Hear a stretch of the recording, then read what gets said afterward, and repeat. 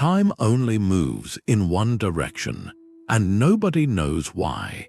The arrow of time is the universe's deepest mystery, a one-way street from past to future that shapes everything you will ever experience. By the end of this, you will understand not just how time works, but why it flows at all, revealing the hidden engine of reality itself. We will see how the fate of stars and the warmth of your coffee are ruled by the same simple law. We will ask why we remember the past but never the future, and what the ultimate stillness of the cosmos means for our existence. What does it feel like to finally see the direction written into the fabric of everything? The universe plays a trick on us with its most perfect laws. At the deepest level, the equations that govern everything from a single electron to colliding galaxies hold a beautiful secret. They are perfectly symmetric in time.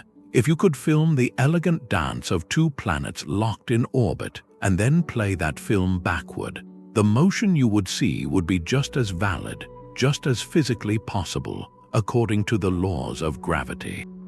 The same is true for the quantum dance of particles or the way light bounces off a mirror. The fundamental rules do not care about past or future. They simply describe what can happen.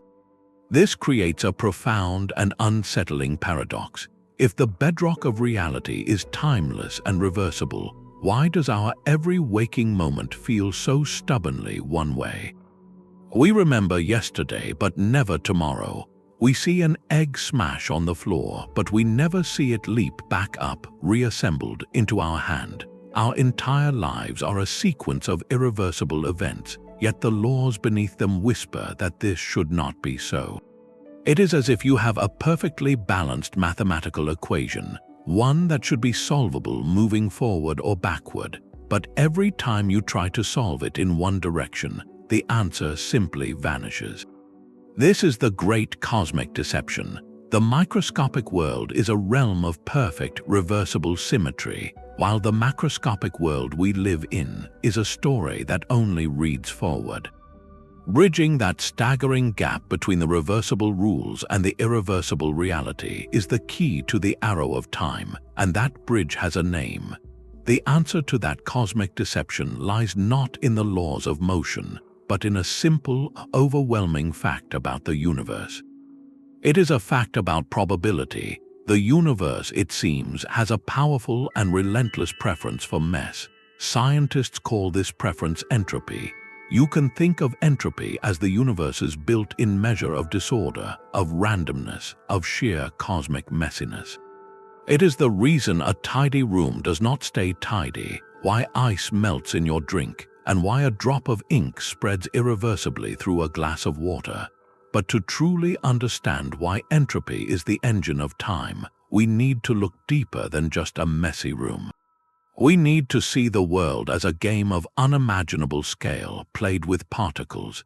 In the late 19th century, a physicist named Ludwig Boltzmann offered a revolutionary way to think about entropy. He said it was not just a vague idea of mess, but a precise count of possibilities. Imagine you have a brand new deck of playing cards, fresh from the box. It comes in perfect sequential order, ace through king in each suit. That perfect order represents a state of very low entropy. Now give that deck a single, thorough shuffle. What are the odds it will fall back into that exact, pristine sequence? The number of possible arrangements for 52 cards is astronomically huge, so the chance of returning to that one specific order is almost zero. A shuffled deck with its cards in any one of countless random arrangements represents a state of high entropy. Boltzmann realized the universe works the same way, but with atoms and molecules instead of cards.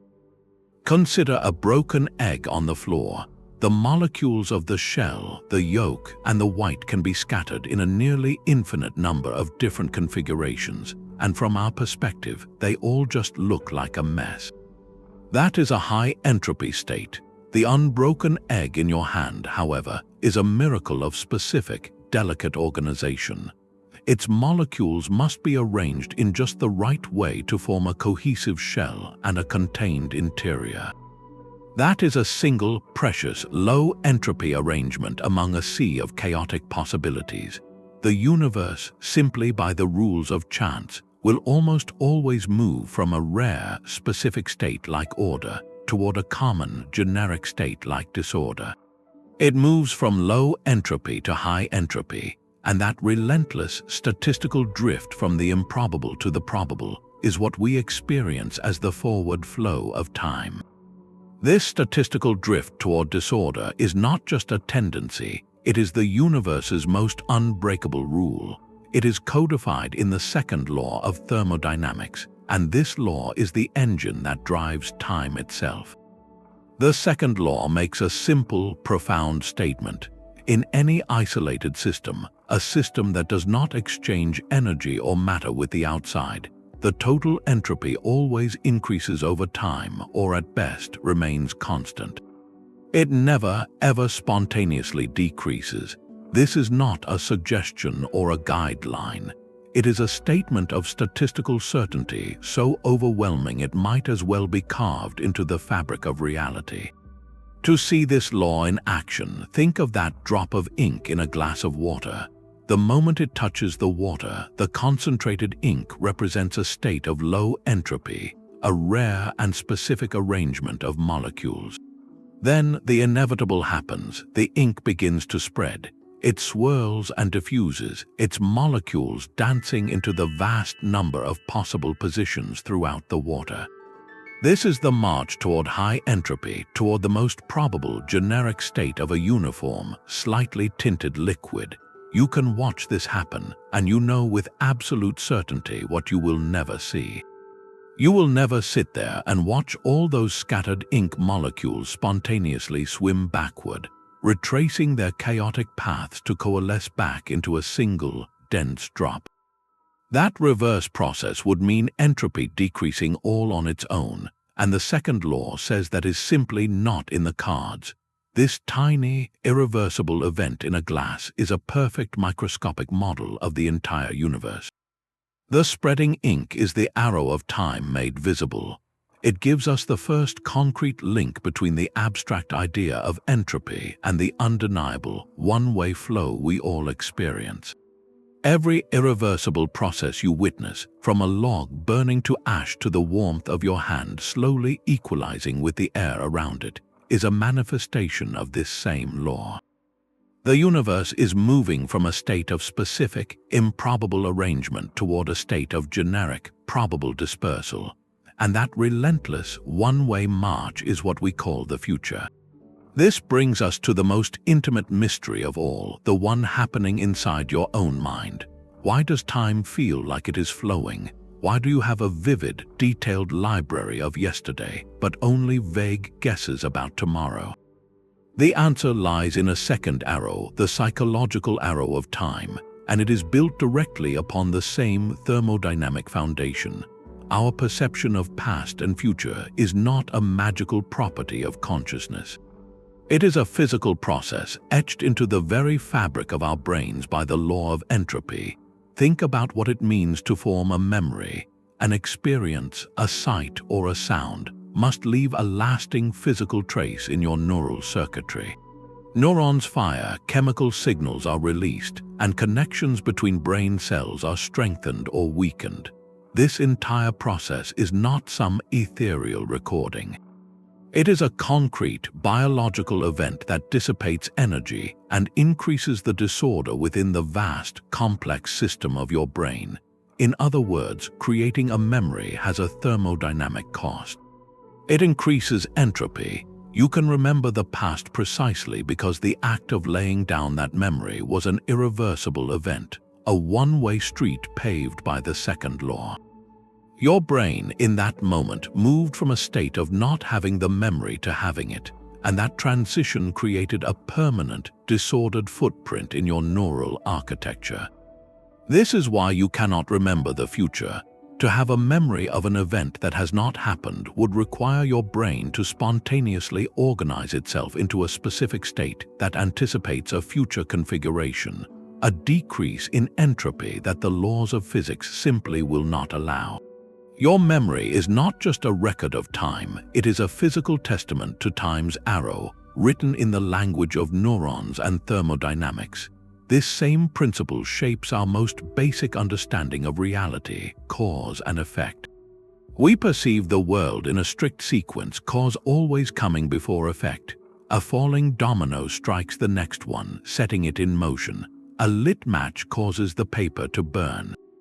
We never witness the reverse. We never see a pile of ash reassemble into paper and then jump onto an unlit match. Our brains are wired to expect this order because causality, like memory, is an entropy-driven process.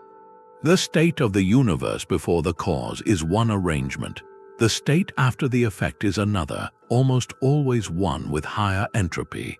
Your mind, constantly processing sensory data through a brain governed by thermodynamic laws, instinctively interprets the low entropy state as the cause and the subsequent high entropy state as the effect. This is not a philosophical choice. It is a neurological necessity born from living in a universe that only moves in one direction. So the flow of time you feel, the relentless march from past to future that frames your entire existence, is not an illusion. It is the direct, personal experience of the universe's statistical drift toward disorder, playing out in the 3 pounds of wet tissue inside your skull. Your consciousness is not separate from the cosmos. It is the cosmos becoming aware of its own one-way journey. But if entropy always increases and our memories are forged by that increase, then we must ask an even more fundamental question. Where did the initial order come from? Why was the universe ever in a state of low entropy to begin with? To answer that, we must look beyond our brains, beyond our planet, and even beyond our galaxy. We must look at the origin of everything. The ultimate source of time's arrow is written in the sky itself, in the very fabric of space. This is the cosmological arrow, and it is the master clock from which all other arrows draw their power. The story begins not with order, but with an event of unimaginable simplicity. In the first moments after the Big Bang, the entire observable universe was compressed into an incredibly hot, dense, and astonishingly uniform state. To our everyday thinking, this hot, dense soup of particles might sound like chaos, but from the perspective of gravity and thermodynamics, it represented a state of exceptionally low entropy. It was a state of near-perfect balance, a smooth and uniform distribution of energy. Think of it like a brand new container of fine sand, perfectly leveled. That smooth surface represents a very specific, very orderly arrangement. There is only one way for the sand to be perfectly flat, but a near infinite number of ways for it to be uneven, piled into dunes and valleys. The early universe was that flat sand. It was a starting point of profound and improbable order. Then the expansion began. Space itself started stretching, carrying matter and energy along with it. As it expanded, it cooled, and as it cooled, things began to clump. That perfect smoothness developed tiny ripples, imperfections that gravity could seize upon. Those ripples grew into the first stars, then galaxies, then clusters of galaxies. This entire majestic process, from smooth soup to the intricate cosmic web we see today, is a one-way journey from low entropy to high entropy. The expansion of the universe is not just creating more space. It is creating more room for things to become disordered. It is the ultimate backdrop, the grand stage being set for every other process. The thermodynamic arrow that makes your coffee cool, the psychological arrow that lets you remember your childhood, these are all local expressions of this single, universal fact. The cosmos started in a state of peculiar and specific order, and it has been unraveling, diversifying, and complexifying ever since. The direction of time is not a feature of our local environment. It is a property of the universe's birth and its ongoing, relentless expansion. Yet this grand cosmic story of increasing disorder raises a fascinating question. Is the arrow of time truly absolute, or are there loopholes? Can entropy ever run backward, even for a moment? The answer lies in the heart of probability itself. The second law is not a dictator, but a statistician. It describes what is overwhelmingly likely, not what is absolutely impossible. In the vast, churning sea of particles that make up any object, there is always a tiny, but non-zero, chance that random motion will conspire to create a moment of spontaneous order. Think of our deck of cards again. If you shuffled it forever, there would eventually come a moment, purely by random chance, when all 52 cards fell back into perfect sequence. The odds are astronomically against it, but they are not zero. The universe operates on the same principle, just with unimaginably larger numbers. On the scale of our everyday world, the odds of seeing a broken egg reassemble are so vanishingly small that you could watch every egg in the history of the world and never witness it. But if you look at a small enough system for a brief enough moment, these statistical fluctuations become visible. Consider a tiny dust particle suspended in water, jittering under the constant bombardment of water molecules. This is Brownian motion. If you watch closely, you might see the particle momentarily move in a surprisingly coordinated way, as if the chaotic pushes from all sides briefly aligned to give it a purposeful shove.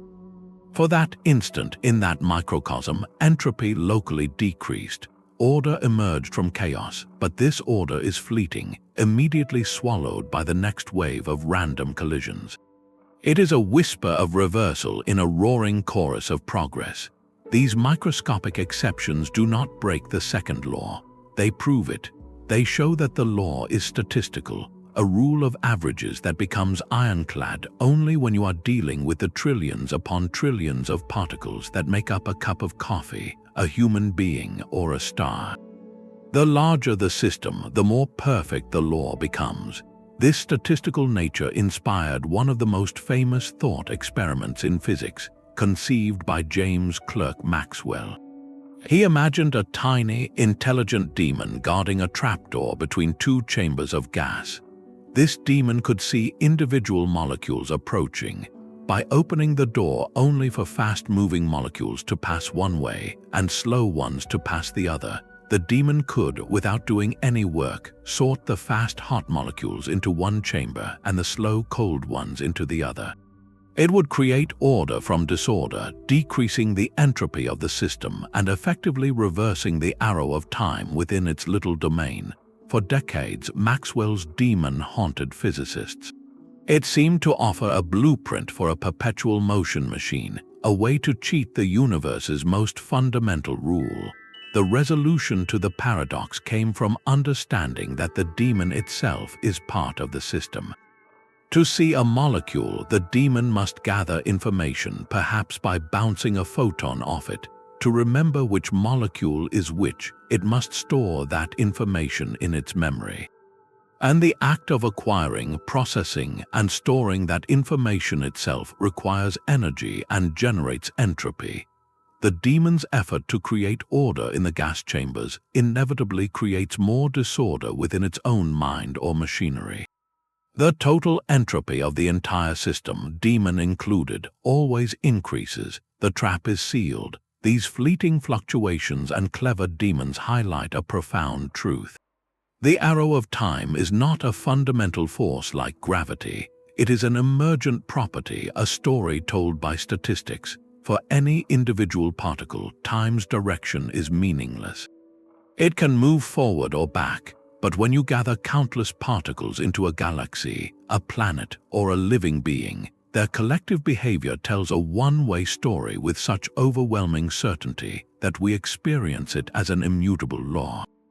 The exceptions are not cracks in reality. They are reminders of the probabilistic foundation upon which our entire experience of past, present, and future is built. So we arrive at the ultimate why. We have traced the arrow of time from a cooling cup of coffee to the formation of galaxies, all driven by the relentless increase of entropy. But this entire majestic story rests on a single monumental assumption. It assumes the universe started in a state of exceptionally low entropy. Why? Why was the early cosmos not born in a state of maximum disorder, a state of thermodynamic equilibrium where nothing ever happens? This is not a small detail.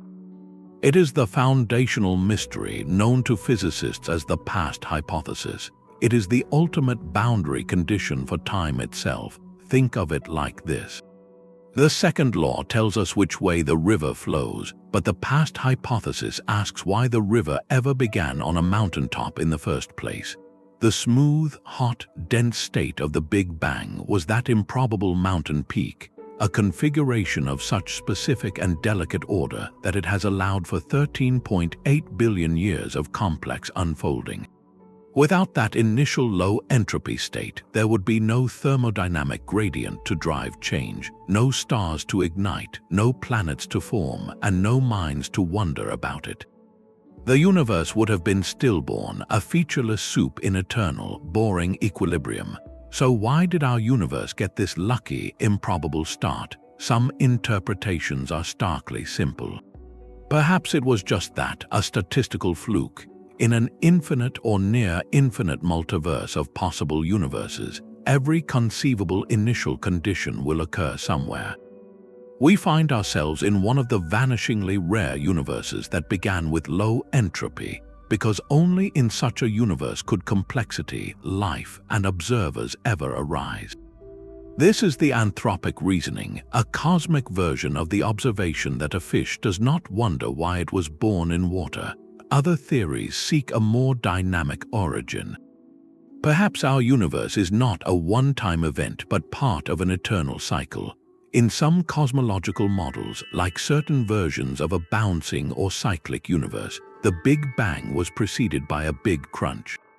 In this view, the immense gravitational collapse of a previous cosmic era could have somehow reset the entropy, scrubbing the slate clean and creating a new low entropy beginning from the ashes of the old. While compelling, these models face immense theoretical challenges in explaining how such a reset could physically occur. The past hypothesis stands today not as an answer, but as one of the most profound open questions in all of science. It tells us that the direction of time may not be written into the fundamental laws, but is instead a breathtaking historical accident, a single, fragile fact about how our particular story began. The arrow of time, the very framework of cause and effect and memory, might simply be a consequence of how our universe chose to wake up.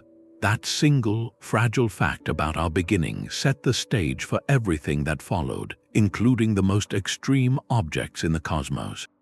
If entropy's rise is the engine of time, then black holes are its ultimate victory. They are not merely cosmic vacuum cleaners devouring everything in their path.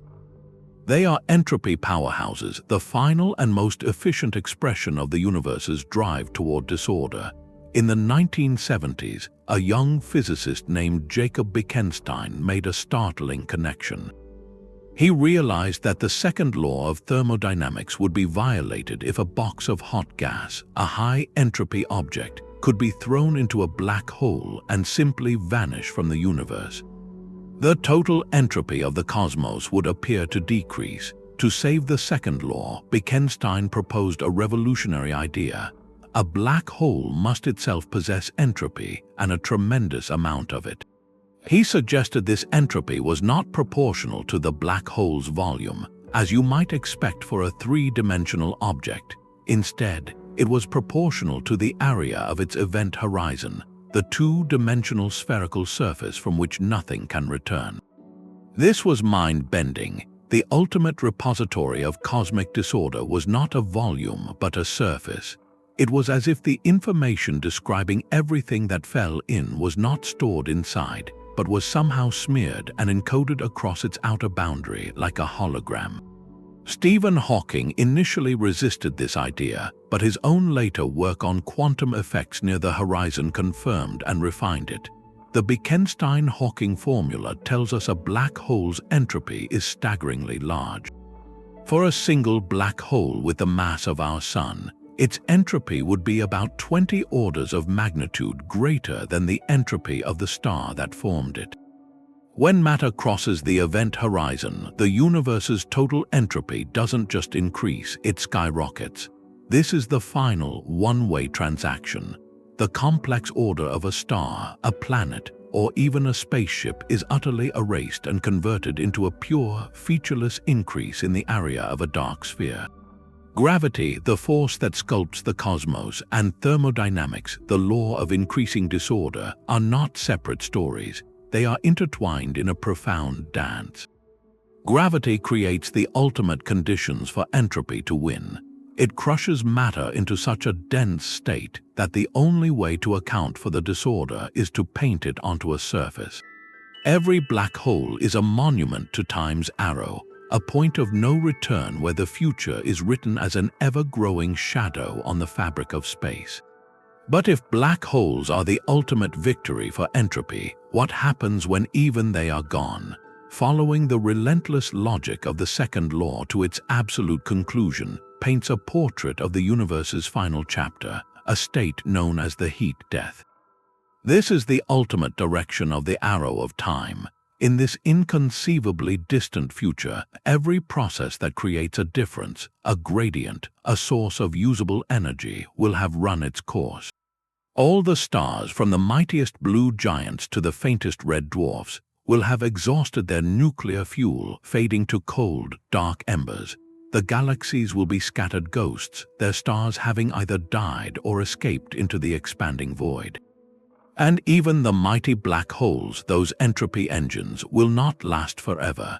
Through a subtle quantum process at their boundaries called Hawking radiation, they will slowly, over eons longer than the current age of the universe, evaporate away, releasing their final whispers of energy back into space. When this cosmic dissipation is complete, the universe will have reached a state of maximum entropy. There will be no hot spots or cold spots, no dense clusters or empty voids. The cosmos will have become a perfectly uniform, lukewarm soup of fundamental particles and radiation, stretched across an immeasurable volume. In this final equilibrium, every corner will be identical to every other. No energy can flow because there is nowhere for it to flow from or to. No work can be done, no structure can form, no change as we understand it can occur.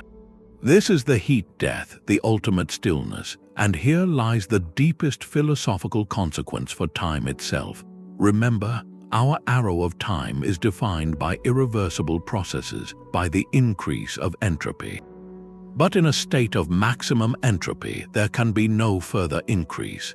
There is no more order to degrade, no more gradients to flatten. If nothing irreversible can happen, does the concept of past and future even retain meaning? In such a universe, time may still exist as a dimension, but it would lose its arrow, its direction. It would become a featureless landscape without a path, where every moment is statistically identical to the last. This grim but fascinating conclusion is not a prophecy of doom, but a logical endpoint that reveals the true nature of the cosmic story we are part of. It tells us that the vibrant, structured, changing universe we inhabit is a temporary phenomenon, a magnificent and fleeting departure from equilibrium.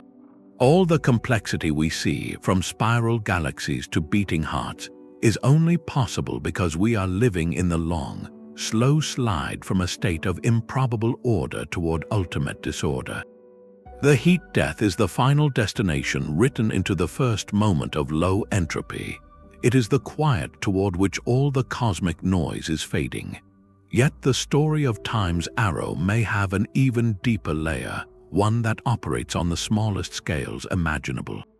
Quantum mechanics, the rulebook for the subatomic world, introduces its own subtle and profound influence on the direction of time. At the heart of quantum theory lies a peculiar phenomenon known as the measurement problem. Before any observation is made, a quantum particle like an electron does not exist in a single, definite state. Instead, it exists in what physicists call a superposition. It can be in multiple places or have multiple properties all at once. This is not just a lack of knowledge, it is a fundamental description of reality.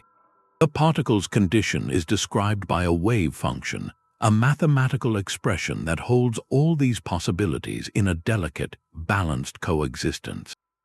In a sense, this superposition represents a state of low quantum entropy. It is a specific, coherent, and highly ordered quantum configuration. Then, the act of measurement occurs. You look at the system. In that moment, something irreversible happens. The wave function collapses. All those shimmering possibilities vanish, and the particle snaps into one definite location or property. That specific outcome is recorded, becoming a concrete fact in the history of the universe. This collapse is a one-way street.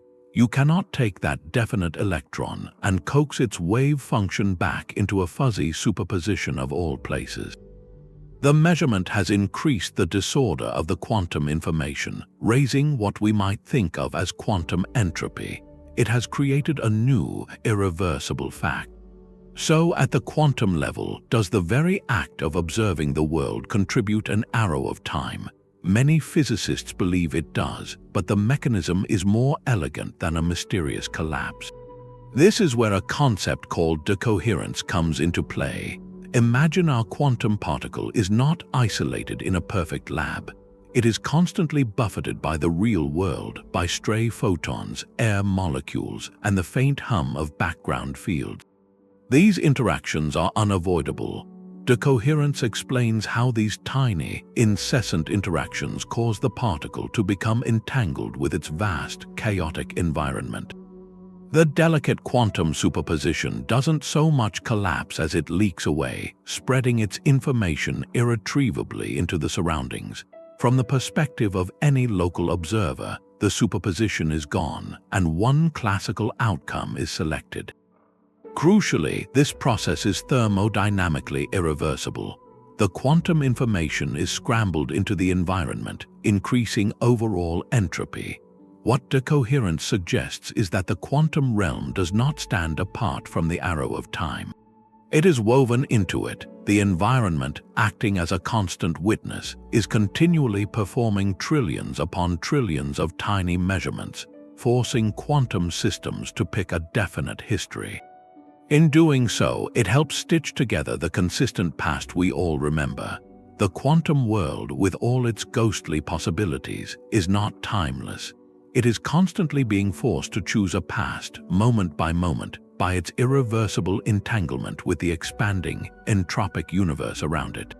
This adds a fascinating layer of complexity, suggesting that the direction of time is not imposed from above, but emerges from the collective behavior of everything, from the smallest particle to the largest galaxy, all participating in the same great unraveling.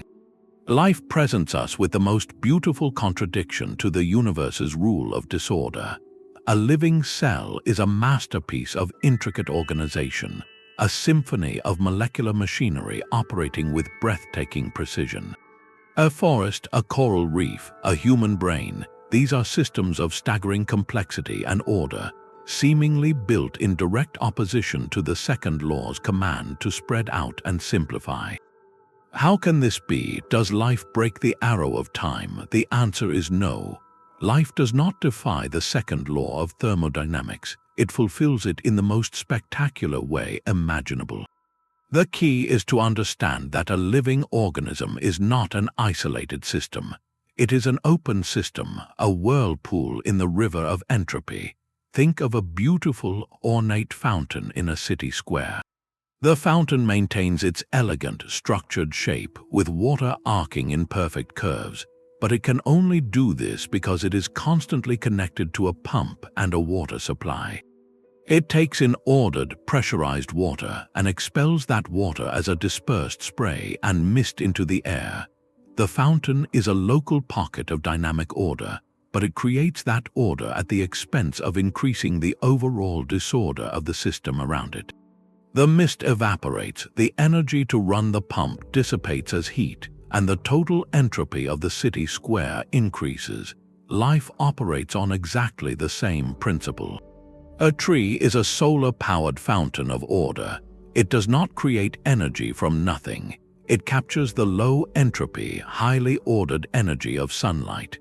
It uses that concentrated energy to drive the miraculous chemical process of photosynthesis, taking simple molecules like carbon dioxide and water and assembling them into the complex, ordered structures of wood, leaf, and bark. In doing so, it releases waste heat and oxygen, which represent a dispersal of energy and matter, an increase in entropy. The tree itself is a temporary, localized decrease in entropy, but it pays for that order by exporting even greater disorder into its environment. You are doing the same thing right now. Every beat of your heart, every thought in your mind is powered by the low-entropy chemical energy stored in your food. You consume that ordered energy, use it to maintain the exquisite structure of your body and brain, and you expel high-entropy waste, heat, and carbon dioxide. You are a walking, talking entropy engine, creating a pocket of self-sustaining complexity by speeding up the universe's journey toward equilibrium in your immediate vicinity. Biological evolution, then, is not a separate force from thermodynamics. It is a consequence of it. Evolution is the process by which open systems, bathed in a flow of energy, discover and refine ways to capture that energy more efficiently to build and maintain themselves. The drive is not toward complexity for its own sake, but toward better entropy management. The first simple cells that learned to harness chemical gradients, the later organisms that mastered sunlight, the predators and prey in an ecosystem, all are playing a grand, intricate game of capturing and dissipating energy. They are temporary, self-replicating patterns that emerge because the universe is flowing from low to high entropy, and life has found a way to surf that flow. So life is not a rebellion against time's arrow. It is a brilliant, fleeting eddy in its current, a dance of order that can only exist because the wider universe is becoming more disordered. We are not exceptions to the rule. We are the rule's most eloquent and intricate expression, a whisper of structure in the growing cosmic noise, entirely dependent on the sun's slow burn and the universe's relentless expansion for our brief, beautiful moment of coherence. The relentless rise of entropy is not just a story of stars and cells. It is the hidden force behind the hum of your refrigerator and the glow of your phone screen. Every machine you rely on, every device that powers modern life, is engaged in a constant, quiet negotiation with the arrow of time. Take the engine in a car. Its purpose is to do work, to turn the wheels. To accomplish this, it fundamentally requires a difference. It needs a hot zone, the combustion chamber where fuel ignites, and a cold zone, the surrounding environment or cooling system. That temperature difference is a state of low entropy. It is a specific, improbable arrangement where energy is concentrated and ready to flow. The engine's operation is the process of destroying that precious difference. It harnesses the flow of heat from the hot zone to the cold zone, converting some of that flow into motion, but in doing so, it equalizes the temperatures. The high entropy exhaust that puffs out the tailpipe and the waste heat radiated from the engine are the thermodynamic price paid for that mile of travel. The engine did not create energy, it simply guided a flow of entropy increase, capturing a fraction of it along the way. This is why you must constantly refuel. You are not adding motion, you are restoring the low entropy gradient, the ordered state of concentrated chemical energy in gasoline that the engine needs to destroy all over again. Even your most advanced digital devices are bound by this same rule. Inside every computer chip, at the most fundamental level, information is physical. A single bit of data, a 1 or a 0, might be represented by a tiny electric charge. Erasing that bit, resetting it to a known state so the memory can be used again, is not a free operation. In the 1960s, physicist Rolf Landauer discovered a profound principle. He showed that erasing one bit of information must, by the laws of thermodynamics, release a tiny amount of heat into the environment. This is Landauer's principle, and it directly links information to entropy. To erase information is to reduce the number of possible states the system can be in, which is a decrease in informational entropy. But to satisfy the second law, that local decrease must be paid for with an increase in thermal entropy elsewhere, in the form of dissipated heat. So every time your device clears its cache or overwrites a file, it is literally generating a whisper of warmth as a tribute to the arrow of time. This is the inescapable logic that governs all our technology. Batteries drain because their carefully separated chemical reactants slowly mix toward equilibrium. Light bulbs convert ordered electrical energy into dispersed light and heat. Even a simple wind-up toy eventually stops because friction turns its ordered kinetic energy into the disordered thermal jostling of molecules in the air and its own gears. Our entire technological civilization is a vast, intricate effort to temporarily harness and direct the universe's one-way slide toward disorder. We build pockets of localized order from the charged battery to the chilled refrigerator, but we can only maintain them by importing even more order from somewhere else, whether that is coal from the ground, sunlight from the sky, or data from a server farm. The arrow of time is the reason nothing lasts forever without a power source. It is the quiet hum beneath all our noise, the final cause of every breakdown, every recharge, and every upgrade, reminding us that every useful thing we build is a temporary eddy in an entropic river. Our struggle to build and maintain order against the universe's tide leads to a question that has haunted thinkers for millennia. If everything is just particles obeying timeless laws, then what is this powerful feeling of a moving present? This is the great philosophical divide about time itself. On one side stands a view born from Einstein's theory of relativity, often called the block universe. In this picture, time is just another dimension like length, width, and height. The past, present, and future all exist together, laid out in a single, unchanging four-dimensional block. From this God's eye view, your birth, your reading of these words right now, and every moment of your future are all equally real, just at different coordinates. There is no special now that moves, just as there is no special here that moves through space. The flow of time in this view is an illusion of our limited perspective. We are like worms crawling through an apple, only ever experiencing one slice at a time, mistakenly believing that slice is all that exists. The block universe aligns beautifully with the fundamental, reversible equations of physics, which treat all moments as equal and see no arrow pointing from past to future. It suggests our entire lives, from beginning to end, are a single, fixed sculpture in space-time. Yet this feels utterly alien to our lived experience. We do not feel like sculptures, we feel like stories being written. This is the other side of the divide, the philosophy of becoming. Here, the future is not real. It is a realm of pure possibility, of things that have not yet happened.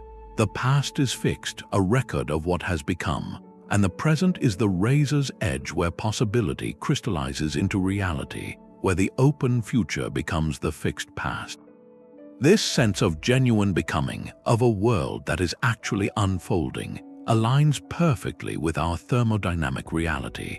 It feels real because it is the direct experience of entropy's irreversible march. Each moment, the universe makes a statistical choice, moving from a specific past arrangement to a new, more probable one, and that one-way transition is what we perceive as the flow of time. So which is true? Is the block universe the cold, hard reality, with our feeling of flow just a cognitive trick? Or is our feeling of becoming the deeper truth, revealing something about reality that the static equations miss? The answer may lie in the connection between them. Perhaps the block universe is the timeless stage, the set of all possible histories allowed by physics. But entropy, the second law, acts as a cosmic stage director.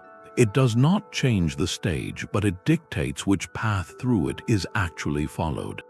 It takes the infinite possible threads of history and selects only those that show increasing disorder. From the outside, it all exists as a block. From the inside, living within that selected thread, we experience it as a relentless, one-way flow from possibility to fact.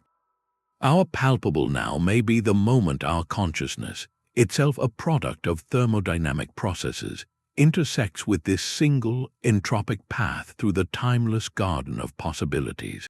We are not just reading the story, we are the story being told. This profound connection between thermodynamics and our deepest experience of time brings us to the very edge of known physics, to a symmetry so perfect it seems to erase the arrow entirely. It is called the CPT Theorem. At its heart is a radical, almost unbelievable idea. Take our entire universe, now perform 3 simultaneous transformations. First, reverse the charge of every particle, turning all matter into antimatter. This is the C for charge conjugation. Second, create a perfect mirror image of everything, flipping left for right. This is P for parity. And third, reverse the direction of time itself, making the future the past. This is T. The CPT theorem states that if you do all 3 of these things together, the resulting universe would be utterly indistinguishable from our own. Its laws of physics would operate in exactly the same way. A movie of this CPT transformed cosmos would be completely consistent, a valid reality. This is not just a quirky thought experiment. It is a cornerstone of modern quantum field theory, a symmetry believed to be absolutely fundamental. Think of it as the universe's ultimate reset button. If you feel lost in a mirror world of antimatter where time flows backward, just press CPT and everything snaps back to looking perfectly normal. The implications for our arrow of time are staggering. If the combined symmetry of CPT is perfect, but we know from experience that time's arrow is not, then the flaw must lie in the individual parts. Perhaps time asymmetry, the T violation, is not a standalone feature. Maybe it is intrinsically linked to other cosmic imbalances. We have already found hints of this. In the 1960s, experiments showed that certain subatomic processes involving the weak nuclear force do not respect mirror symmetry or parity. The universe at a fundamental level has a slight-handedness, a preference for left over right. This was a P violation. Later, subtle differences were found in the behavior of certain particles versus their antimatter counterparts, a violation of C symmetry. But here is the crucial point. When physicists observe processes that violate C and P individually, they almost always find that the combined symmetry of CP is still conserved. And according to the theorem, if CP is violated, then T must be violated as well to keep the total CPT symmetry intact. This is exactly what has been observed in delicate experiments with particles called kaons and B mesons. There are tiny but measurable processes where matter and antimatter behave differently, and these have been linked to an inherent asymmetry in time reversal. The arrow of time, it seems, is not floating alone. It is woven into the very fabric of matter and space. The reason we remember the past and not the future might be connected to the profound mystery of why our universe is made almost entirely of matter, with only traces of antimatter. Both could be symptoms of the same primordial wound, a slight skew in the laws at the moment of creation that set everything on a one-way path. The CPT theorem does not erase time's arrow. Instead, it elevates it. It suggests our journey from past to future is not a local rule, but a cosmic signature, one face of a deeper, more fundamental lopsidedness written into the heart of all things. This cosmic lopsidedness points to a deeper truth about what entropy really is. It is not just about physical disorder, it is about knowledge. In the middle of the 20th century, a brilliant engineer named Claude Shannon was trying to solve a very practical problem: how to send messages clearly over noisy telephone lines. In doing so, he founded the field of information theory, and he gave the word entropy a second, revolutionary meaning. In Shannon's world, entropy is not about the arrangement of molecules, it is about the arrangement of possibilities. It measures uncertainty, the amount of missing information you have about a system. Think of a simple coin toss. Before you flip the coin, you are in a state of maximum uncertainty. It could be heads or tails with equal probability. That is high information entropy. Once you look at the coin and see it is heads, that uncertainty collapses. You now have complete information, and the entropy of that piece of data for you drops to zero. Now, let us connect this back to a glass of water with a drop of ink. Before the ink spreads, you have a great deal of information. You know precisely where the ink molecules are, concentrated in that single drop. It is a specific, low entropy state you can describe easily.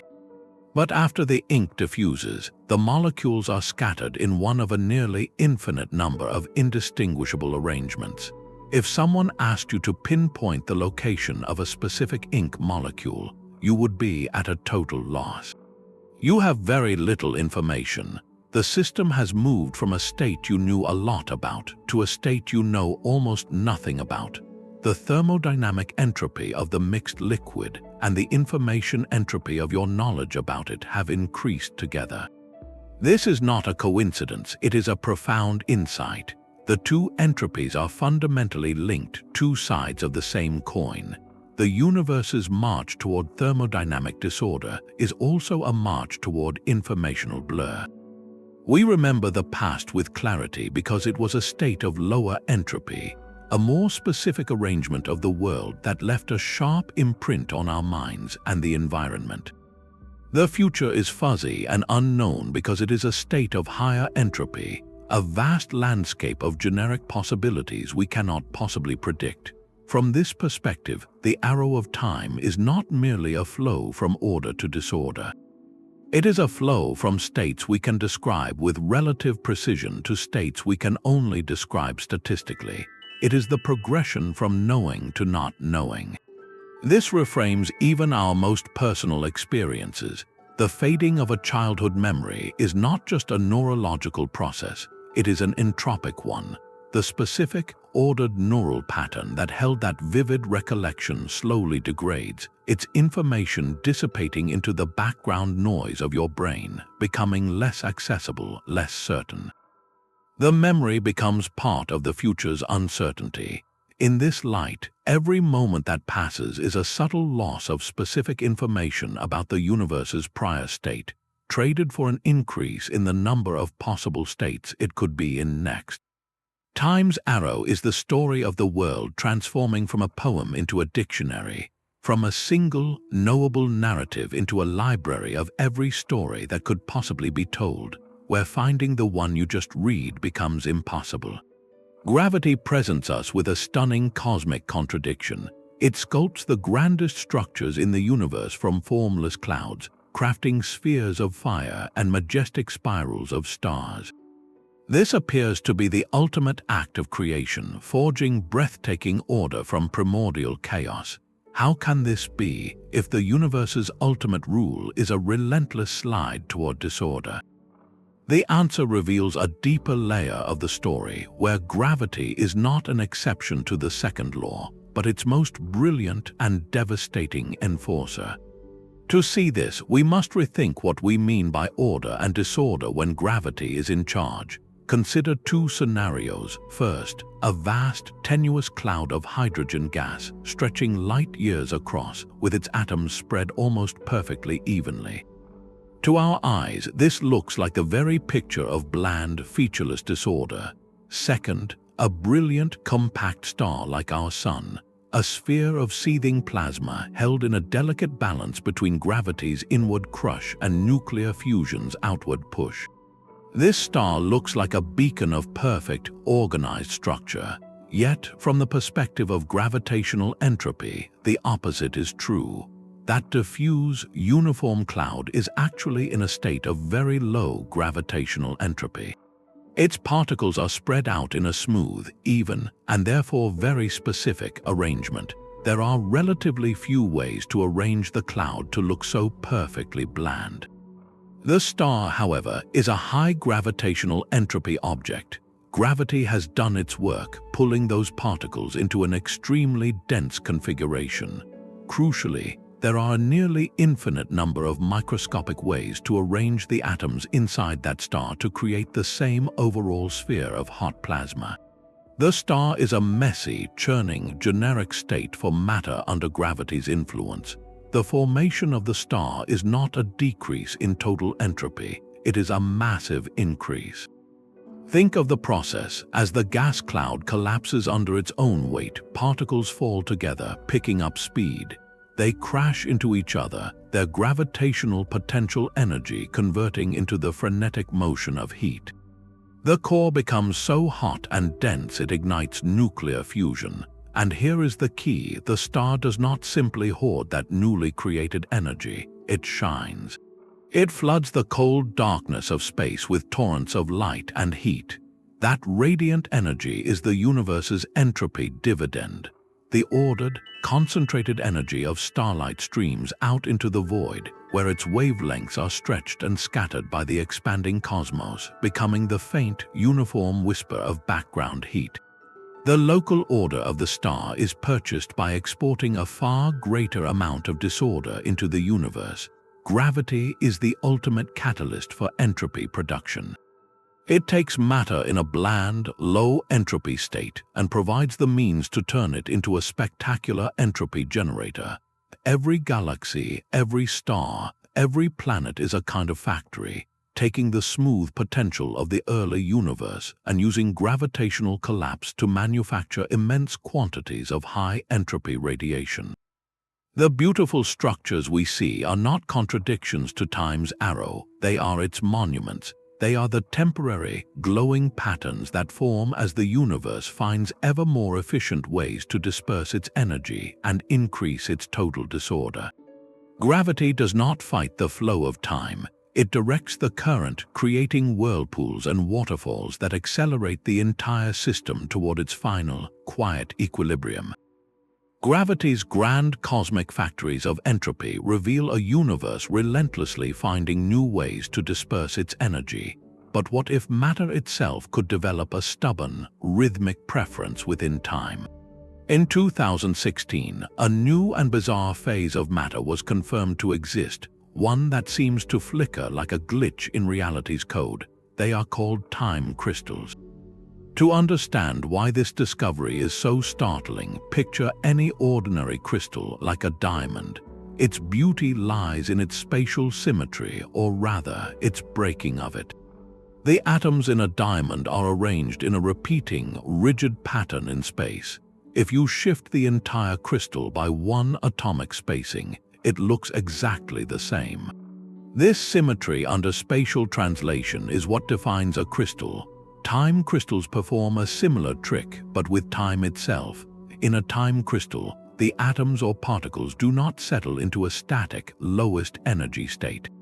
Instead, they perpetually oscillate, switching between configurations in a fixed, unending rhythm, even when they are in what physicists call their ground state, the state of lowest possible energy. They have a built-in tick, a preferred beat in time, breaking the symmetry of time translation. In an ordinary system, if you shift your observation by any interval, it should look the same if it is in equilibrium. A time crystal looks different unless you shift by the precise period of its oscillation. It is as if you had a clock that keeps perfect time without any springs, batteries, or energy input whatsoever. Now, this sounds impossible, like a perpetual motion machine. It is crucial to clarify that time crystals do not violate the second law of thermodynamics. They are not creating energy from nothing. They are stable, non-equilibrium systems that are driven, often by a periodic external laser pulse or magnetic field, but once set in motion, their rhythmic behavior is locked in and protected by quantum effects. They do not themselves increase entropy, but they exist in a delicate, engineered balance with their environment. What they represent is something entirely new, a form of temporal order. For centuries, we have classified matter by the spatial order of its components, like crystals, liquids, and gases. Time crystals introduce time as an essential ingredient for defining a state of matter. They have a memory of rhythm written into their quantum fabric. This prompts a profound question. If matter can develop a preferred rhythm, a kind of frozen pattern in time, could there be new, localized arrows of time that exist within these exotic quantum systems? Our familiar universal arrow is defined by increasing entropy, a one-way street from past to future. But in the quantum realm of time crystals, we see a different kind of temporal structure, a periodic, repeating arrow that points in a loop. It does not drive the universe forward, but it suggests that time itself may have more textures, more possible structures than we ever imagined. The discovery whispers that temporal order, like spatial order, might come in many forms, expanding our understanding of what time can be beyond a simple, relentless flow. This strange idea of a time crystal, a rhythm without an energy source, forces us to step back and ask the most fundamental question of all. Why does our universe have a strong arrow of time in the first place? Why is this not a cosmos of perfect, timeless symmetry, or one where arrows point in every direction? A powerful and somewhat dizzying answer comes from a principle that places us, the observers, squarely in the center of the mystery. It is called the Anthropic Principle. In its simplest form, it states that the universe we observe must be compatible with the existence of observers. This is not a mystical claim, but a logical one about selection effects. Think of it like a fish wondering why it was born in water. The fish does not conclude that the entire cosmos is a vast ocean. It simply recognizes that it could not be pondering the question from anywhere else. We are the cosmic fish. Our ability to think, to observe, to exist at all depends on a very specific set of conditions. We require a universe with stable atoms, long-lived stars, orbiting planets, and complex chemistry. All of that structure, all that beautiful, intricate complexity, is only possible because our corner of space-time began in a state of incredibly low entropy. That initial order provided the fuel, the potential for everything that followed. It allowed gravity to clump matter into galaxies and stars. It allowed those stars to forge heavy elements in their cores. It allowed planets to coalesce and for chemical gradients to form, providing the energy flows that could power life. And crucially, it established a clear, one-way arrow of time, driven by increasing entropy, which is essential for the very processes of thought. Consider what a universe without a strong arrow would be like.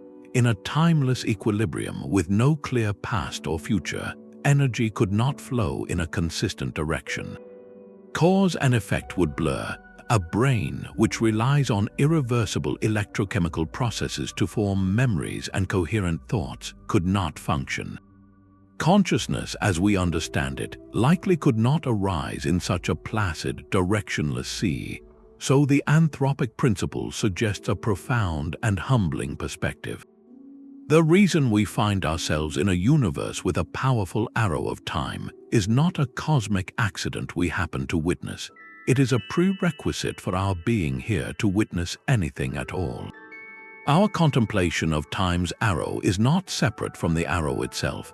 It is a direct product of it. The universe's journey from low to high entropy did not just create stars and planets. It created the conditions for beings who could look back along that journey and trace its path.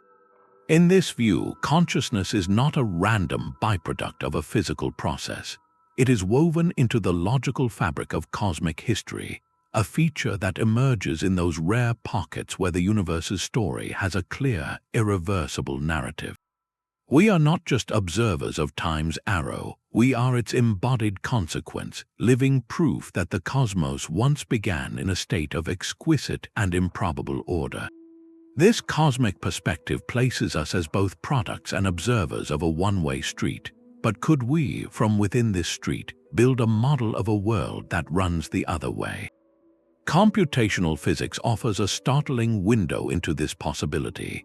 We can, in fact, simulate a universe with a reversed arrow of time inside a powerful computer. The simulation would show ink drops spontaneously coalescing, shattered vases leaping back onto tables, and memories forming of events that have not yet happened. The code would simply run the fundamental laws of physics backward. There is no law of computation that forbids it. The true barrier is not in the logic of the simulation, but in the act of creating it.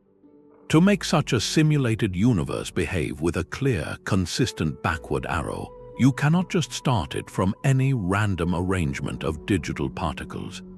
You would need to specify the exact, precise state of every simulated particle at the start of the simulation's run. You would need to define a moment of maximum entropy, a state of ultimate generic disorder, and then carefully arrange every element to ensure it would evolve backward toward a state of specific, beautiful order. That act of meticulous specification, of imposing perfect digital order on the simulation's initial conditions, is itself a monumental task. It requires processing and storing an incomprehensible amount of information. And that processing happening in our real-world computers consumes energy. The fans whir, the processors heat up, and waste thermal energy dissipates into the room. Entropy increases in the real universe. This creates an inescapable and poetic loop. To simulate a cosmos where time flows backward, you must expend order and energy in a forward-flowing cosmos. The simulation's reversed arrow is purchased by the irreversible entropy increase of the machine that hosts it. This computational perspective reveals something profound. The arrow of time is not merely a property of matter and energy. It is woven into the very fabric of information and computation. Any process that manipulates information with perfect fidelity, whether in a silicon chip or a biological brain, has a thermodynamic cost. The forward march of entropy is the fee the universe charges for doing anything interesting, including imagining a world where it does the opposite. We cannot step outside the flow to reverse it, because the act of trying itself reinforces the direction we are in. That deep computational loop, where simulating a reversed time demands more forward-flowing effort, mirrors a pattern written into our oldest stories. Long before Boltzmann or Bekenstein, humanity felt the weight of time's one-way street in its bones. Across cultures and millennia, our myths and philosophies have instinctively depicted time not as a circle, but as an arrow flying toward a fixed point. This cultural arrow often carried a moral or cosmic weight, pointing toward destiny, judgment, or an inevitable end. The Norse spoke of Ragnarök, a final, cataclysmic battle where even the gods would meet their end, a world consumed by fire and ice before a fragile new one could emerge. It was a linear narrative of destruction and rebirth, a story with a clear, irreversible climax. In Hindu cosmology, time unfolds across immense cycles called yugas, from a golden age of truth and harmony to a dark age of conflict and ignorance before the cycle begins anew. Even within these vast cycles, the progression from one yuga to the next is a one-way descent, a story of gradual spiritual and moral entropy that must run its course before renewal is possible. Philosophers, too, grappled with this linear intuition. Ancient thinkers pondered whether history was a story of perpetual progress or an inevitable decay from a lost golden age. These narratives, whether of doom or destiny, all share a core recognition that event sequence matters, that the past is fixed and the future is a realm of consequence. A hero cannot unmake a fateful promise. A spilled cup of wine cannot return to the vessel. This deep-seated intuition of irreversibility shaped how societies understood history, mortality, and their own purpose. It framed life as a journey with a direction, lending urgency to deeds and meaning to memory. This cultural reflection reveals something beautiful. The scientific arrow of time, grounded in probability and particle physics, gives precise form to a truth humanity has always sensed in its stories. Our myths of destiny and decay were early, powerful attempts to map the same terrain that thermodynamics would later chart with equations. They underscore that the arrow of time is not merely a cold fact on a chalkboard. It is a profound element of the human condition. It is the reason our lives feel like narratives and not just collections of moments, the reason we build legacies and fear oblivion. Science explains the engine of the arrow, but our stories have always felt its flight. This narrative of a predetermined cosmic script collides with one of our most intimate convictions, the feeling that we are the authors of our own lives. If every particle's path is set by physical laws and the universe's initial low entropy state, then the future is not a realm of possibility, but a single, inevitable thread already woven into the fabric of space-time. This is the ancient problem of free will viewed through the lens of thermodynamics. It presents a stark dilemma. On one hand, we have the deterministic clockwork suggested by fundamental physics.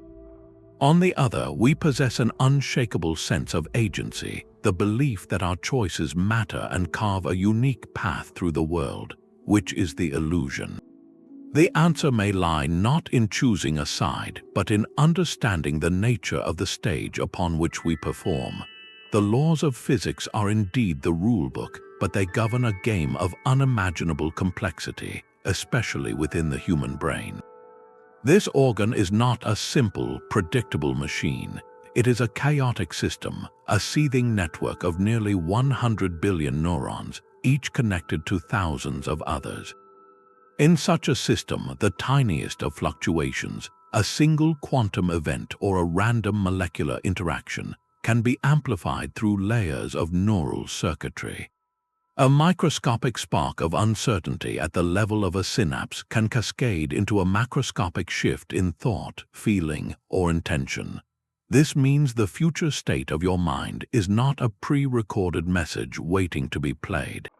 It is genuinely, physically unpredictable, not because it is magical, but because it is exquisitely sensitive to an endless storm of internal and external noise. Your decision to turn left instead of right, to speak a kind word, or to pursue a new idea emerges from this storm. It is a high-level pattern that arises from the lawful, yet chaotic, dance of particles and potentials within your neural architecture. So free will and the arrow of time are not at war. They are partners in the same grand process. The thermodynamic arrow provides the irreversible direction, the one-way street from past to future that makes choice meaningful. You cannot unmake a decision because that would require reversing entropy. But your ability to make a decision at all is a product of your brain's magnificent complexity. A system so sensitive that it turns microscopic randomness into genuine, novel action. Your will is not free from physics. It is a breathtaking expression of physics operating at its most intricate level. You are a localized engine of causality, shaped by your past and your biology, yet constantly generating a future that is, in its fine details, unwritten. Your choices are the universe through you, exploring new branches on the ever-expanding tree of possible states, always adding its own unique note to the growing chorus of disorder. The feeling of making a genuine choice in an unwritten future brings us face to face with one of humanity's favorite thought experiments, the tantalizing possibility of time travel. Could we ever build a machine to visit the past? Science fiction is filled with dramatic paradoxes that seem to answer with a resounding no. The most famous is the grandfather paradox. If you travel back in time and prevent your own grandfather from meeting your grandmother, you would erase the conditions of your own birth. But if you were never born, you could never have built the time machine to go back and interfere in the first place. It is a logical loop that seems to tie reality into a knot. Yet physicists do not dismiss time travel because of these narrative paradoxes. They ask a more fundamental question: what would it take physically to make the journey? And here, the arrow of time through entropy may provide the ultimate constraint. To travel to a specific moment in the past, you would need to do more than just move backwards through space. You would need to rewind the state of the entire universe to exactly what it was at that moment. Every particle, every photon, every ripple in space-time would have to return to its prior arrangement. This is not merely a feat of engineering, it is a thermodynamic impossibility. It would require reversing the universal increase in entropy, forcing the cosmos from its current state of high disorder back into a specific, low entropy state from the past. The statistical odds against such a coordinated reversal are so astronomically vast that they might as well be infinite. The universe's memory of that past state is not stored anywhere, it has been irretrievably scrambled into the present. So in a very real sense, the thermodynamic arrow does not just describe the flow of time, it actively guards the past, making it inaccessible by erasing the precise roadmap needed to return. This suggests that paradoxes like killing your grandfather are moot, because the kind of time travel that would allow you to freely change a finished past is forbidden by the most basic laws of probability.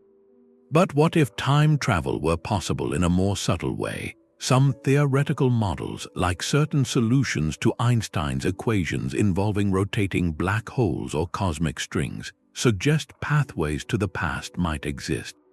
If such pathways are not ruled out by the math, how do we avoid the paradoxes?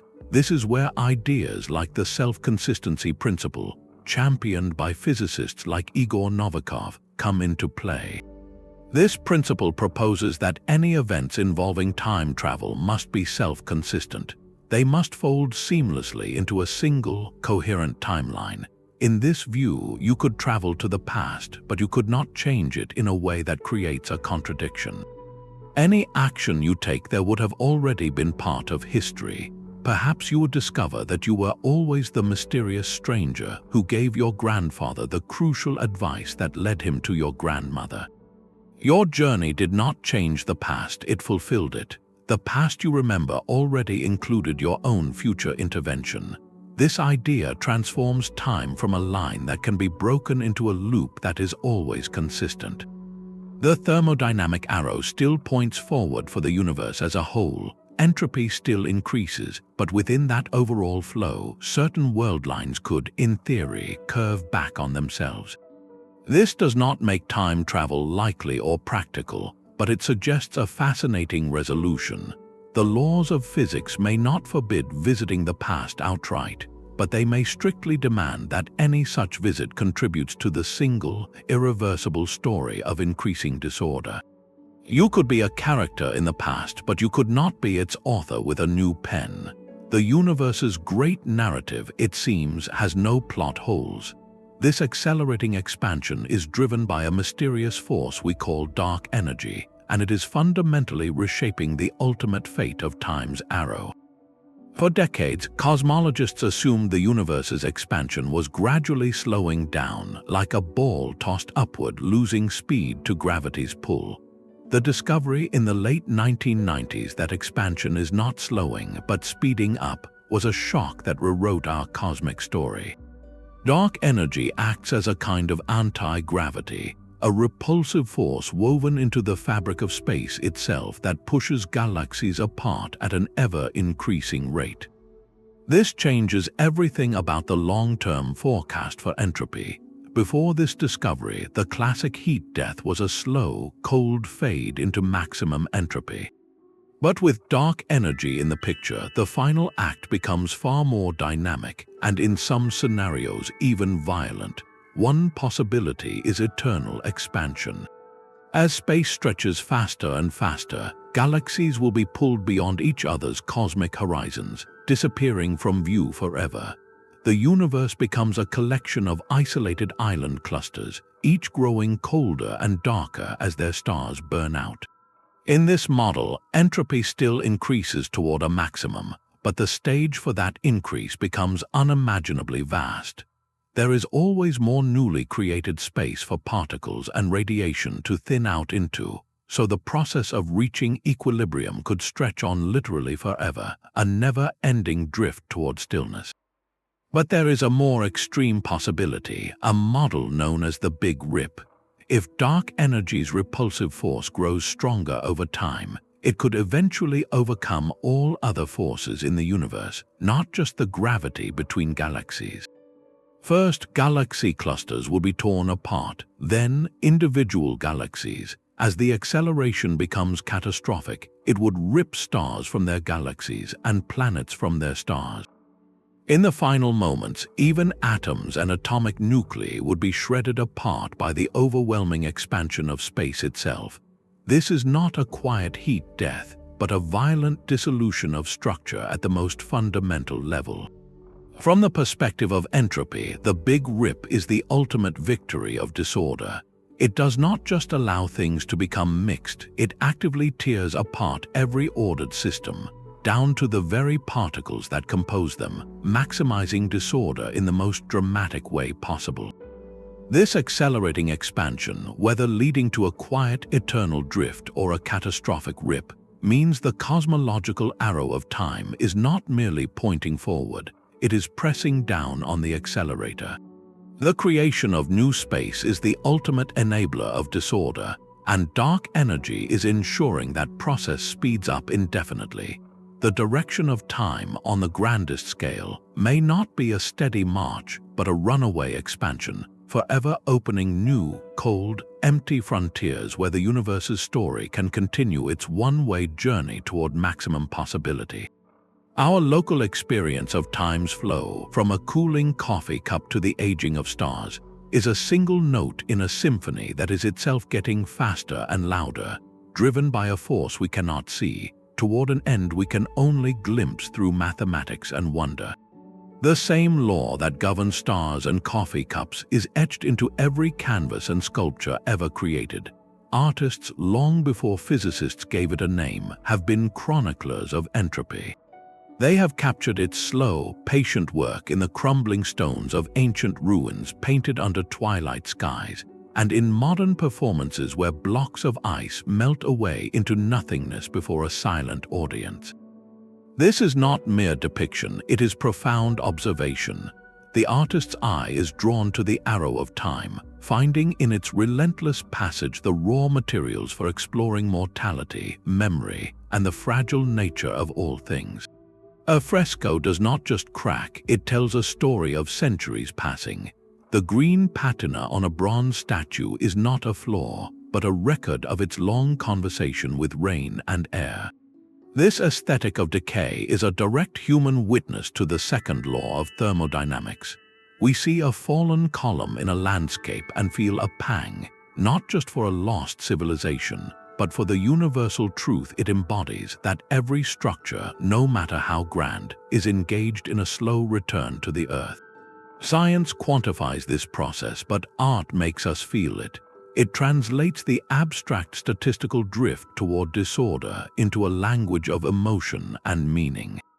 The beauty in a weathered face, the solemnity of autumn leaves, the haunting silence of an abandoned place, all speak to the same fundamental narrative that physics outlines with equations. We are moved by these things because we are part of their story. Our own lives are performances of impermanence, and art holds a mirror to that truth. In doing so, it reveals a stunning convergence. The scientist and the poet are observing the same universe, one with instruments and mathematics, the other with pigment and perception. They both arrive at the same poignant understanding that there is a deep, resonant beauty, not in spite of the inevitable transition from order to disorder, but because of it. This beauty is the dignity of the process itself, the graceful arc of a story that must, by the very nature of reality, have an end. Maxwell's brilliant demon was once a purely theoretical puzzle, but today it is stepping out of the thought experiment and into the laboratory. Scientists are now building its real-world cousins, not with tiny imps, but with artificial molecular gates and ingenious feedback systems. These are nanoscale devices designed to control the random dance of particles, to sort the fast from the slow and to create order from chaos. They seem, for a breathtaking moment, to reverse the local arrow of time.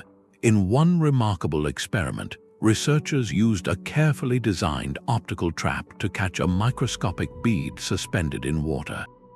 By monitoring its frantic Brownian motion with a laser and applying a precise electrical pulse at just the right instant, they could effectively rectify its random jitter. They could give the bead a tiny, deliberate push in a chosen direction, making it appear to climb a gentle energy hill without any obvious force pulling it.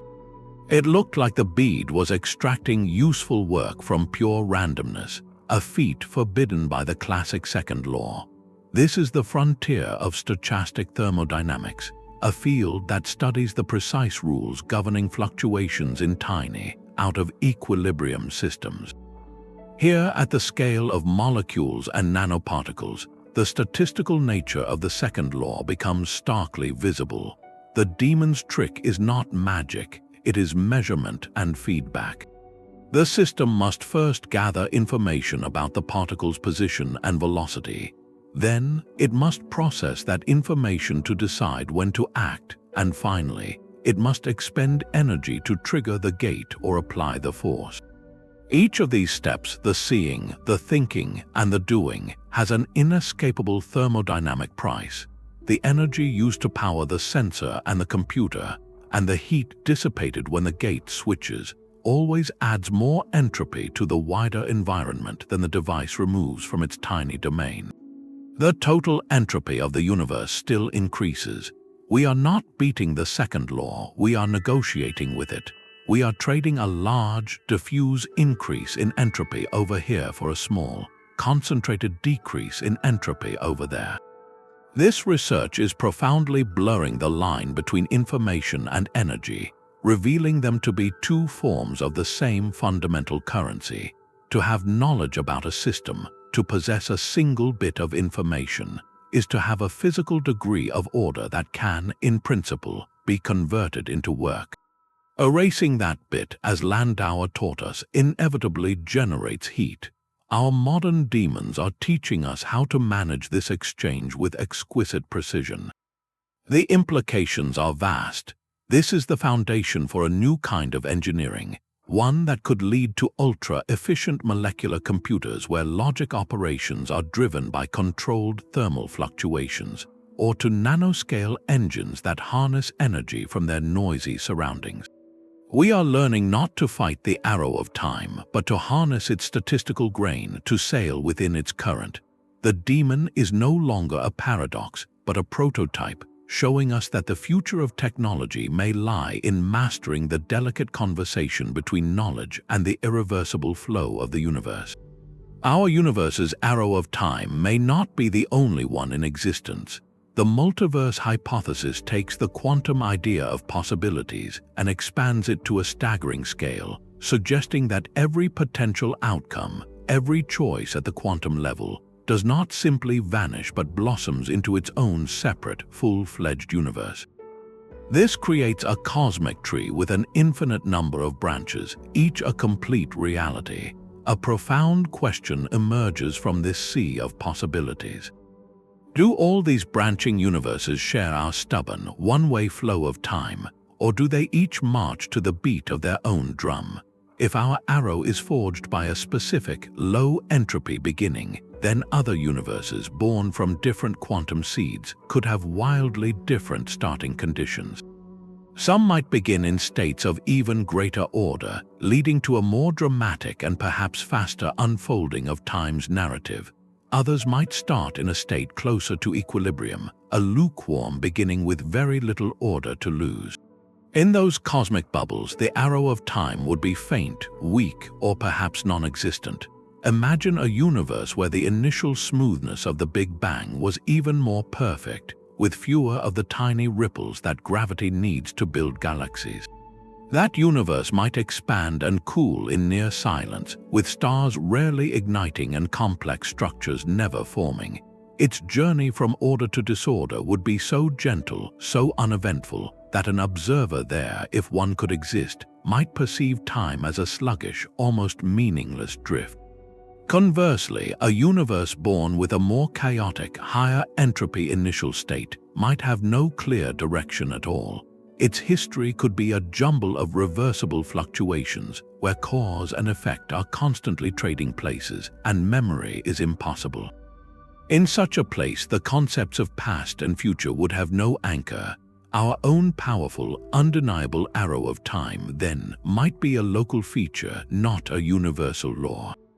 It could be the particular flavor of temporal experience within our specific cosmic bubble, a bubble that just happened to have the right initial conditions to produce long-lived stars, complex chemistry, and conscious beings who can ponder its direction.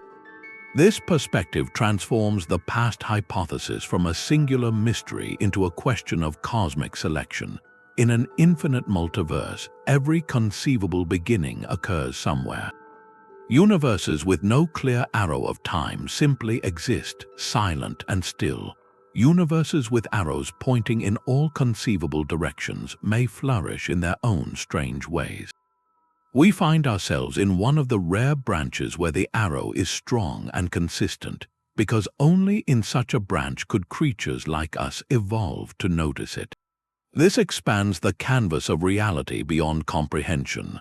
Our entire cosmic story, from the first spark of the Big Bang to the distant heat death, becomes a single thread in an immeasurably vast tapestry of timelines, each with its own relationship to entropy and change. The flow of time you feel, the very foundation of your consciousness and memory, might be a deeply personal experience, unique to the particular universe you call home. That persistent feeling of being a self, a continuous stream of thought and sensation, may be the most intimate evidence of time's arrow. Your consciousness is not a static thing, but a dynamic process, a river of experience that flows in one direction. Some leading theories of the mind now suggest this is not a poetic metaphor, but a physical necessity. Frameworks like integrated information theory propose that consciousness arises from a specific kind of organization within the brain. It requires a high degree of integrated information processing, where different regions of the brain are both highly specialized and deeply interconnected. This creates a unified whole that is more than the sum of its parts. Crucially, this state of complex, integrated information is a state of remarkably low entropy. It represents a specific, delicate, and highly improbable arrangement of neural connections and electrical patterns, far from the bland equilibrium of random noise. Your stream of consciousness, then, can be seen as a sequence of these low-entropy states, each one causally linked to the next. Each moment of awareness is a specific, ordered configuration of your neural landscape, and the transition to the next moment is an irreversible process that increases entropy slightly as it unfolds. This means your subjective experience, the very feeling of being you, is a direct manifestation of the arrow of time. To be conscious is to be a localized process that temporarily and persistently resists the universal slide into disorder. Your brain is constantly expending energy, importing low entropy from food and oxygen, to maintain this exquisite, dynamic order against the relentless pull of equilibrium. When that maintenance stops, the integrated structure breaks down, the high information state dissolves, and consciousness fades. In this light, the self is not a ghost in the machine, but the glow of a very particular kind of fire, one that can only burn by consuming order and producing the gentle heat of thought, memory, and feeling. Your inner world is a pocket of cosmic defiance, a whisper of "I am" spoken against the growing background noise of the universe. The self is a whisper of order in a noisy cosmos, but where did that cosmic noise begin? We have traced the arrow of time back to the low-entropy spark of the Big Bang, the singular event that set the entire irreversible story in motion. This leads to a question that strains the limits of language and logic. What, if anything, came before? The very word before implies a time in which that event could be placed, but if time itself began with the Big Bang, the question may have no meaningful answer.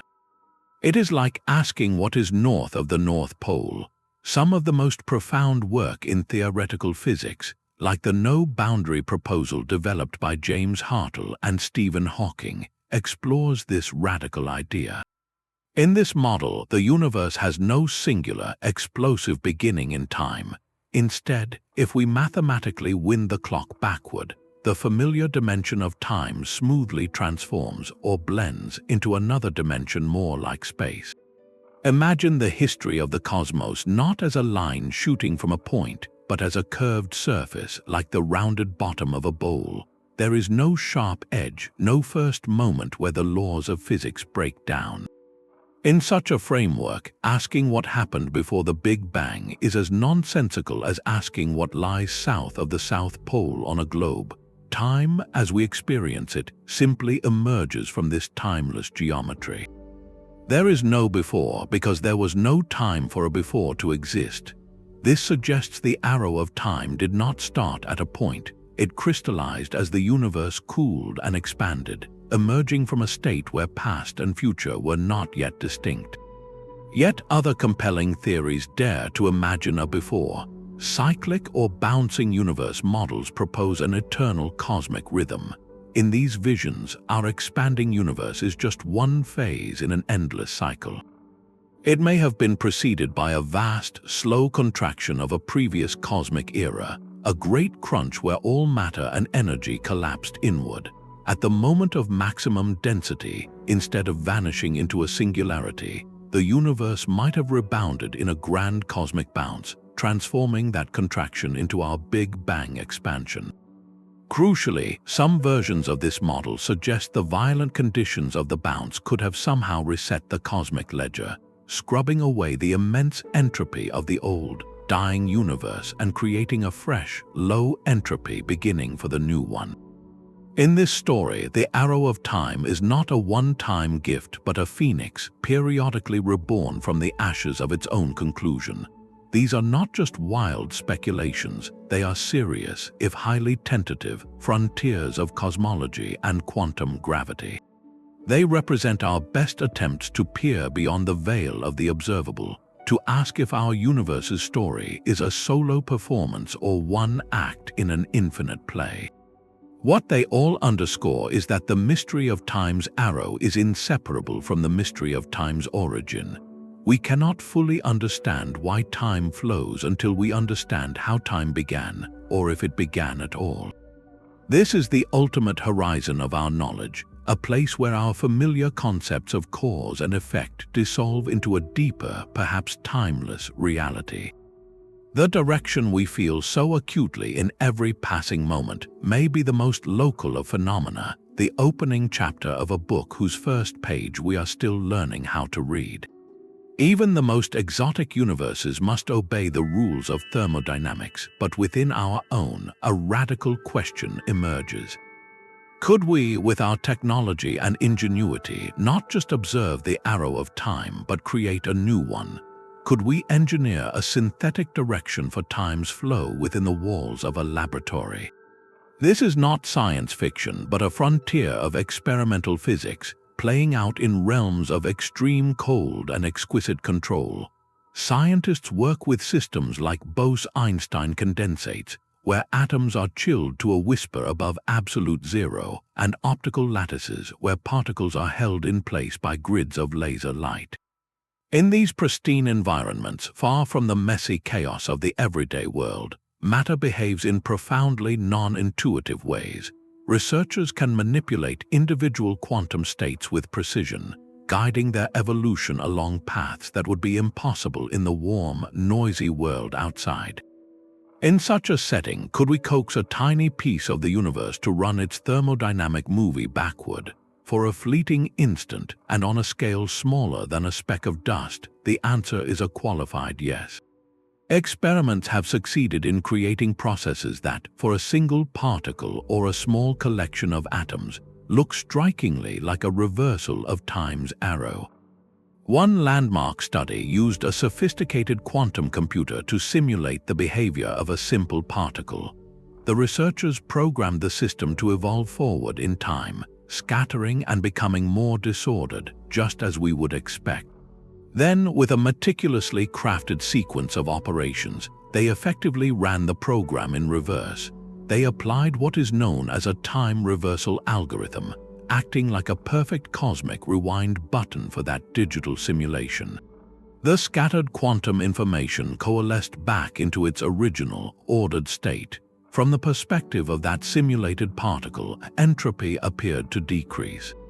Its time for that moment flowed backward. This is a staggering technical achievement, but it comes with profound and immediate limits. The reversal is not spontaneous, it is painstakingly orchestrated. The energy and exquisite control required to design and execute the reversal algorithm generates far more disorder in the wider laboratory environment than is erased within the tiny simulated system. The total entropy of the real world still increases. Furthermore, the system must be kept perfectly isolated from any external noise, any random jostle from the outside universe that would destroy the delicate quantum coherence needed for the trick to work. This isolation is itself an immense challenge, a battle against the very tendency toward disorder we are trying to temporarily defeat. What these experiments demonstrate is not a loophole in the second law, but a negotiation with it. We can create the illusion of a reversed arrow within a microcosm, but only by exporting an even greater amount of entropy into our familiar forward-flowing time. It is like carefully rebuilding a single sandcastle on a beach while a tidal wave of chaos washes across the rest of the shore. The castle is a local miracle of order, but the ocean is undeniably messier for it. This reveals the ultimate boundary. While we can mimic reversed causality for a handful of particles under God-like control, creating a persistent, macroscopic reversed arrow is practically impossible. The statistical weight of countless particles is overwhelming. The probability that all the molecules in a cup of coffee would spontaneously coordinate to unmix themselves and leap back into the cup is not just small. It is a number so vast in its smallness that it defines the word impossible for any meaningful span of time. Our experiments in synthetic time, therefore, do not threaten the universality of our forward-flowing reality. Instead, they reinforce it with beautiful, precise clarity. They show us the rules in high definition, proving that the arrow we experience is not a suggestion, but a statistical certainty so deep that even our most clever attempts to bend it only serve to highlight its relentless strength. We are not architects of time, but its most attentive students, learning to read the direction written into the heart of matter itself. All these separate arrows point in the same direction for a single, profound reason. They are not a collection of independent mysteries, but different threads woven from the same cosmic fabric, all tracing back to that one fragile fact about our universe's birth. The cosmological arrow, the relentless expansion of space, created the ultimate container, the ever-growing stage upon which the drama of entropy could unfold. It took that initial, smooth, low-entropy state and stretched it, providing the room and the gradient for everything to happen. The thermodynamic arrow, the second law, is the script of that drama. It is the universal mechanism that drives change, the statistical rule that turns the potential of that smooth beginning into the irreversible cascade of events we call history. The psychological arrow, our memory and sense of a flowing now, is the audience's experience. Our consciousness is a process that can only exist within a system moving from order to disorder. A story written by the brains need to create permanent, irreversible records of a changing world. Even the subtle hints from the quantum realm, where measurement and decoherence force possibilities into a single past, are part of this unified flow. The environment's constant interaction acts as a trillion tiny witnesses, each interaction a tiny increase in entropy that helps stitch together a consistent, one-way timeline. From the moment of the Big Bang to the thought in your mind, it is a single, continuous chain. The expansion set the initial condition of low entropy. The laws of probability dictated that it could only increase, and our evolved awareness emerged as a way to navigate that irreversible landscape. This unified view transforms the arrow of time from a puzzling list of effects into a coherent story about our universe's particular structure and history. It connects the quantum flicker at the smallest scale to the vast, cold horizon of the cosmos, all bound by the same narrative of a world unwinding from a state of exquisite, improbable order. We are not observing separate phenomena, but different perspectives on the same grand, one-way journey. The universe's story, from its first breath to its final silence, is a story of unfolding. Our journey through the arrow of time reveals a cosmos built not on permanence, but on a foundation of increasing disorder, a single, elegant gradient stretching from an improbable beginning to a quiet, distant end. Entropy is far more than a measure of mess. It is the hidden engine of reality itself, the reason we have a past distinct from a future. It is why memories form and fade, why cause always precedes effect, and why change, in all its beauty and tragedy, is even possible. The fundamental laws of particles and forces may be timeless and symmetric, reversible equations written in a language without direction. But our lived reality, the world of shattered glass and blooming flowers, of childhood memories and aging stars, is a one-way trip sculpted by this relentless statistical drift. We are not separate from this cosmic current. We are its most intricate expression. When you look to the night sky, you are seeing entropy's grand architecture, gravity pulling matter into stars that shine only by speeding the universe's journey toward equilibrium. When you look into your own mind, you find the same story written in the language of neurons, your consciousness a fleeting pattern of order maintained against the universal tide. Time flows because the universe is forever, irrevocably, moving from a state of exquisite and specific order to one of ultimate, generic stillness. This understanding does not diminish our moment, it deepens it. Every sunrise, every choice, every whispered conversation is a temporary, luminous eddy in this great, entropic river. It colors how we perceive our own brief, brilliant chapter in the cosmic story. What are your thoughts on this profound direction written into the fabric of everything? Share your reflections in the comments below.